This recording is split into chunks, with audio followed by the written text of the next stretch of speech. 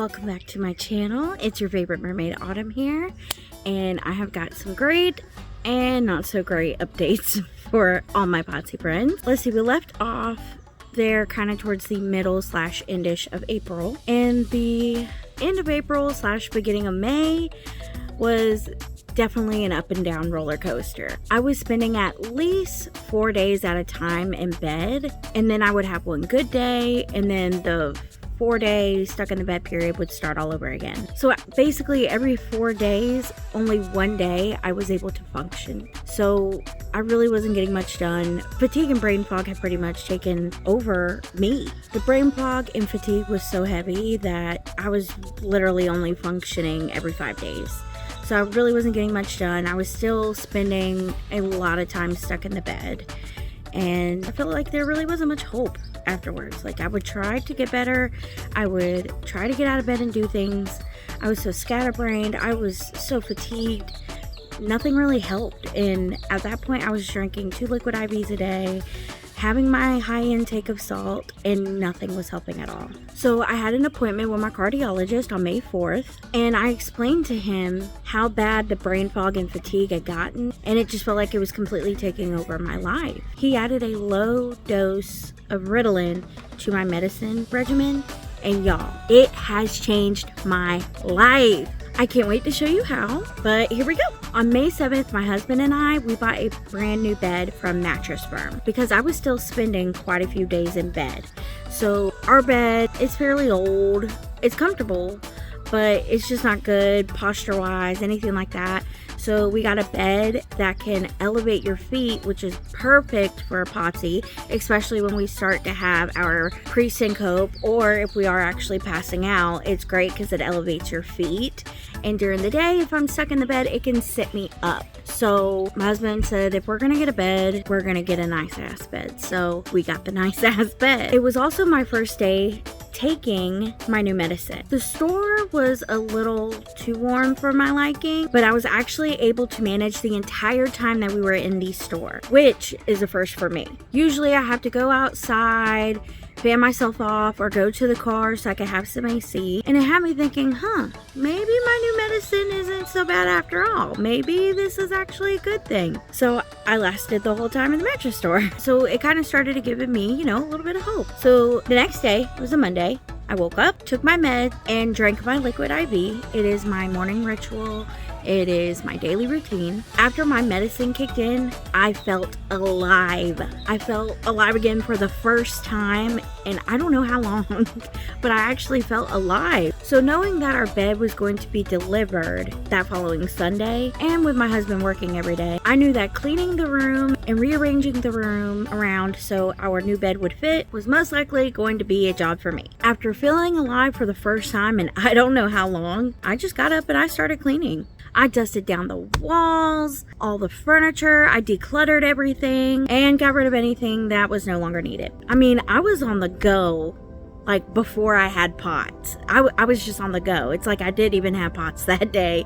I was on the go. I killed it. I crushed it. Believe it or not, I actually did all that in one day and was still able to cook dinner for my family afterwards. So to say that new medicine regimen was doing wonders, it was working wonders. There was no way I would have been able to clean, declutter, dust, wipe down the walls, wipe everything else down. I mean, there's no way I could have been able to do that in one day before my new medicine regimen. So, and then on top of that, to cook dinner as well, I felt alive. I felt so great. So the next day, I decided to take it a little easy. I figured I'd take a day in between cleaning and rearranging the bedroom. Again, I woke up, I took my meds, I drank my liquid IV, and then again, after my medicine kicked in, I felt alive again. I felt so alive, like I could run to Florida and back. I felt normal. I had so much energy and my mind was so clear. I was just shocked. This was the second day in a row that I felt alive. Well, third day in a row I felt alive, and I was just shocked. It just kept going and going. So for the second day in a row, I decided to try something new again. I was actually able to dye my hair on my own without any help, including washing my hair without any help. I for sure thought after dyeing my hair that I would at least need help washing it, but I continued to listen to my body, and as long as I felt okay, I just kept going. For anyone without POTS, this seems like nothing. It seems so simple and easy, but for a Potsie, it's a huge deal. We can't keep our arms and hands above our heads for too long, or it starts causing symptoms like blood pooling, increased heart rate or blood pressure, and presyncope, or actually passing out. But this Potsie did it, baby. I was so excited to show my husband when he got home. He was so happy for me, and I'm sure some of that happiness was for him as well, because it was his first time that he didn't have to do my hair for me. So the next day, which was Tuesday, I did my morning ritual, and again, felt so alive. Day 4, still feeling alive after my medicine is kicking in. At this point, I was kind of convinced that this new medicine regimen was a total game changer, which it definitely has been. I rearranged our entire bedroom and vacuumed and mopped along the way. After being on my feet again for the second day that week, I was still able to make dinner for my family. Second time for that week. And that was after being on my feet all day. Like, where did this energy come from? Where did the brain fog go? Where did the fatigue go? But you know what? I'm not going to complain because I was getting it all week long. I was on the roll. So that following day, which was a Thursday, I spent the day with my friend Shayna. I got to get some good snuggles from our newborn nephew. We even went shopping to a few different stores, and I rode passenger the entire time, which if you have been following my story since the beginning, you know that I struggle in a vehicle for some reason. I get this weird motion issue, and if I'm in the passenger or back seat, I cannot cope. So this was huge for me to be able to ride around town with her, be in the passenger seat, and just enjoy our day again like we used to back in the day. I was finally having good days again, and I wasn't going to let anything pass me by. I was going to do any and everything that came my way. Which brings me to that Friday. And again, if you've been following my journey since the beginning, you know my siblings are more like my kids. Our birth mother chose drugs, so at the age of 8 years old, I took on the role of mom. And since it was Mother's Day weekend, my sister Cynthia treated me to a tattoo. Of course, we went to Electric Lotus Tattoo Shop, and Maddie Tats was my artist again, and my sister Cynthia. So she went first, and then it was my turn. This was Cynthia's second tattoo, and she took it like a champ. Her first one is on her chest area, kind of like right above the heart. And so her second one, as you see, was right underneath. They call it the underboob tattoo. And it was huge. So for the placement and how big it was, she was a baddie, okay? Now, as for my tattoo, I was a little nervous. I would be laying on my chest for 3 hours, and sometimes laying on my chest or flat on my stomach can cause me to have palpitations and for my heart rate to increase. But my new meds did the job, and Maddie did a wonderful job as always. I got a turtle with the world on his back. Yes, it's a he, and I've named him Atlas. So the whole meaning of the turtle with the tattoo on its back, for me anyway, I know there's different meanings out there for different people who do get a tattoo with a turtle in the world on its back, but for me, it represents my gypsy soul. I've always been huge on traveling. I've always been huge on adventuring, getting out there, seeing the world, seeing what it has to offer me. And since having POTS, I've only gone to Atlanta and back.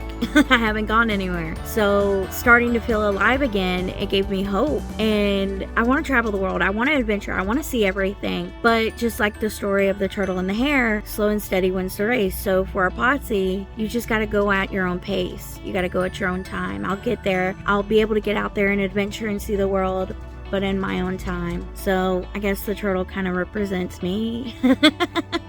So the next day was Saturday, and we had a wedding to go to. Even though I did my morning routine and I felt alive again, I was nervous because the wedding was outside. So I charged my little fan that I got off of Amazon and got dressed and got ready. And y'all, I did amazing. I lasted the whole time. I was on my feet, talking to everyone. I even dragged my husband to the dance floor and we slow danced. It was a great night. I then came home to a sweet handmade card from my youngest sister, Summer. It was sitting on my bed she bought me some candles and candy.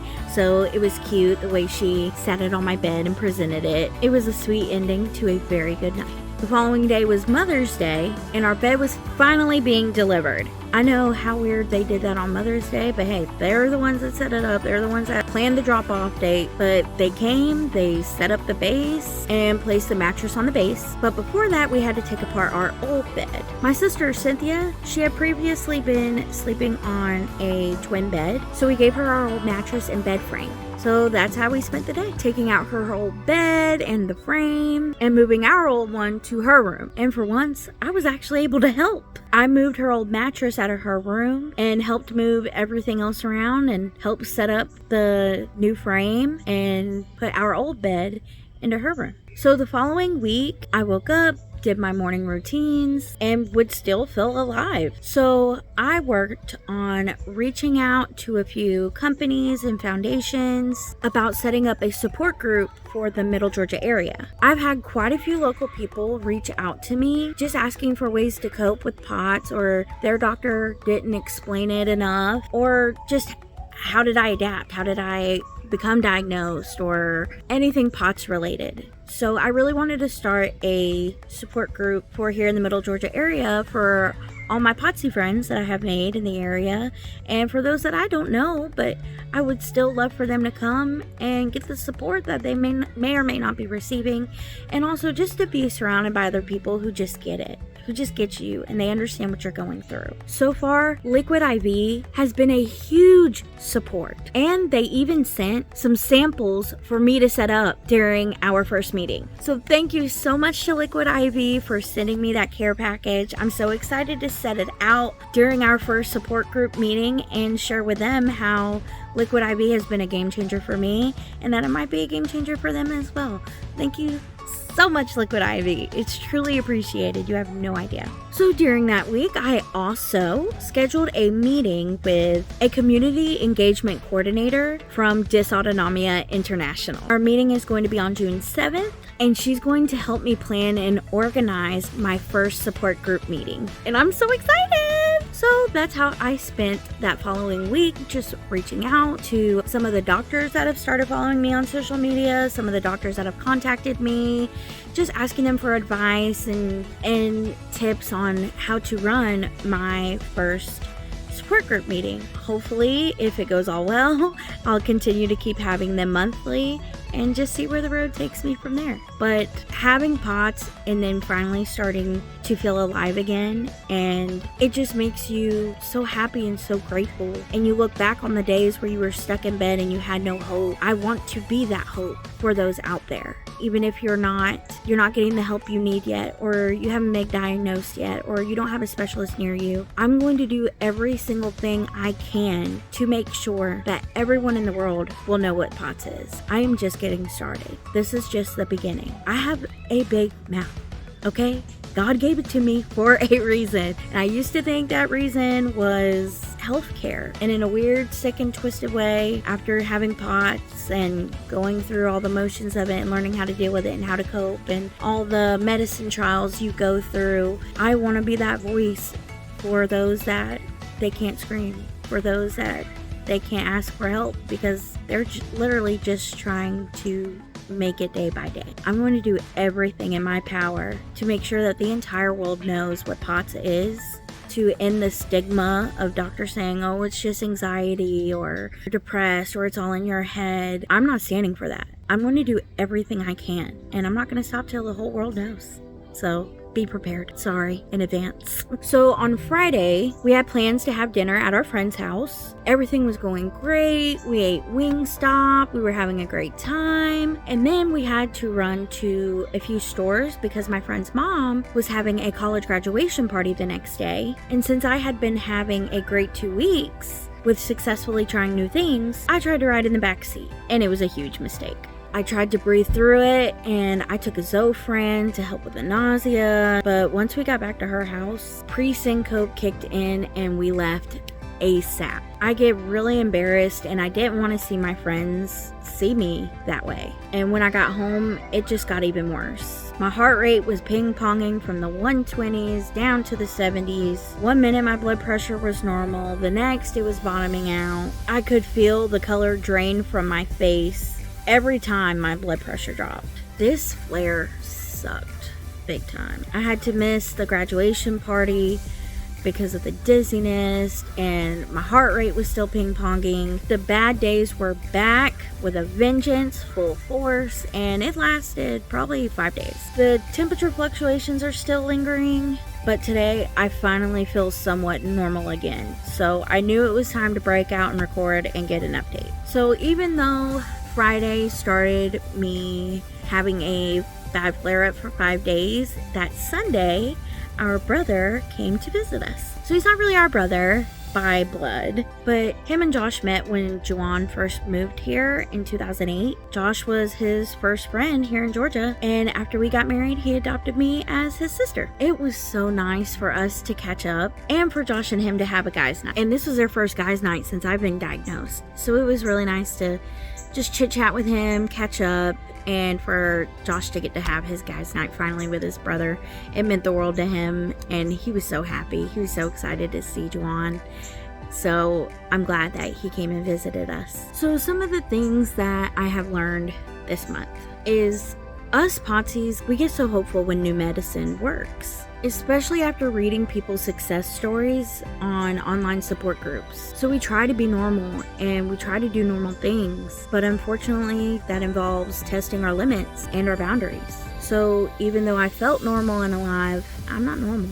I have to now always remind myself, even when I feel completely fine, that my body has its limits and it's always going to be in control from now on. I guess I'm still kind of mourning my old self, and any moment I feel normal, any sense of normalcy, I also need to stop and remember my limits as well. And even though I was testing my limits and everything was going great, I stepped a little too far out of my boundaries and it put me in a flare for 5 days. So that's kind of the catch-22 of having POTS, is get up, keep trying. And when your body tells you no, you gotta stop and listen to it. I know I will always miss the old me, but I have to remember on the days where I'm normal and fine and feel alive, I'm no longer in control. My body is in control. And does it suck? Yeah, because I'm just trying to get back to a normal life. You get to see all these other people on online support groups, and they end up going into remission, and you're trying to get in that same spot, and you're trying to get back to some sense of normalcy, but it takes time. You can't rush it, and I learned that the hard way. I'll keep testing my limits, but I also have to stop and listen to my body so I don't end back up in a 5-day flare, which sucked. But I had some wonderful moments of hope as well. My moments of hope for May was my new medicine regimen. Another moment of hope this month was when I received my liquid IV samples to pass out during my first support group meeting. They were so helpful, so kind, so sweet. I asked them, is there any kind of samples that you could send me? If not, that's okay. I don't mind buying some. And they were just so supportive. They're like, yeah, sure, here you go. And that gave me hope, because for Potsies, we're not used to getting help right off the bat. We're used to kind of being turned down and turned away. So it really gave me hope that I could be there for other people, just like Liquid IV is doing for me, and they're helping me do that for other people. So it's just another stepping stone in having this support group and raising awareness for POTS syndrome and for dysautonomia. Of course, another moment of hope was planning my meeting with the representative from Dysautonomia International to actually get this support group up and running. I'm so excited, you guys. I have so many things that are in the works right now for dysautonomia and for people with dysautonomia. I'm so excited for this new adventure, and like I said, God works in mysterious ways, and sometimes they're sick and twisted, but you end up being where you're meant to be. And I just realized that that's what I'm meant to be doing. I'm meant to be raising awareness. I'm meant to be explaining to people what dysautonomia is, what POTS is, and breaking the stigma of it as well. Like I said, I don't want to stop until every single person knows what dysautonomia and POTS is, including doctors. So I've got a long battle ahead of me, and I'm ready for it, medicine or not. The only people who can speak for us is those who understand what we're going through. And I'm ready. I got a big mouth. Let's do this. Another moment of hope for me this month was getting to go shopping with one of my best friends, and it really gave me hope for Nashville. I was on my feet quite a lot that day, and getting up and down out of the car, walking, you know, stuff like that. So I kind of feel like I can take on Nashville now and may not have to use my walker. Notice I said may. Don't know, won't know till we get there, but I'm hopeful that I won't have to, especially with my new medicine regimen. And last but not least, my biggest moment of hope is seeing everything that I have done since starting my new medicine regimen and looking back to where I wasn't even able to sit up on my own. I couldn't sit up on my own. I couldn't walk on my own. I couldn't do anything on my own. So getting to see how far I've come from back then to now, it's inspiring to myself, because I never thought I would ever be able to make it out of that bed. I thought, this is it. This is my life now. I am bed bound and there's no more living for me. And getting to see that I made it, I pushed through, I kept going, regardless of all the push downs and setbacks, I kept getting back up. But being raised in my family, that's all you can do. There's no such thing as giving up in my family. You get knocked down. If you need to stay down for a little bit, cry it out, have it out, go for it. But we're raised, you get back up and you keep swinging until you can't no more. And I'm nowhere near done. Like I said, this is just the beginning. I'm just getting started.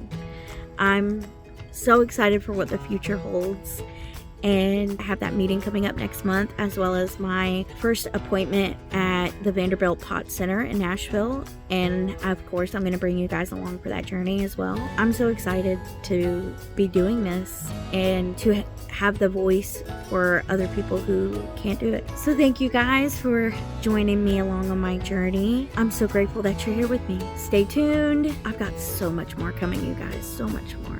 And I can't believe that I got a flare-up actually recorded. I told my husband, I said, grab your phone, start recording so I can show people what it's like for us. And I'm actually glad I got to capture that for you guys. It sucked on my end, but I'm glad I got to capture it for you guys to show you you're not the only one going through this. I'm here with you as well. Yeah, I may have good days and it looks like I'm fine. I'm nowhere near, okay. I'm nowhere near, oh, she's done having her bad days. No, not at all. That's not the case. I'm just taking it one day at a time like everybody else with POTS. But I'm really excited to start this journey of doing everything I can for those with dysautonomia. We're just getting started, guys. Love and spoons to all my Potsies. Love to all those who don't have POTS. Just make sure you keep spreading awareness. Spread the word. I love you all. Stay safe. Be careful. And I'll see you next time. Bye.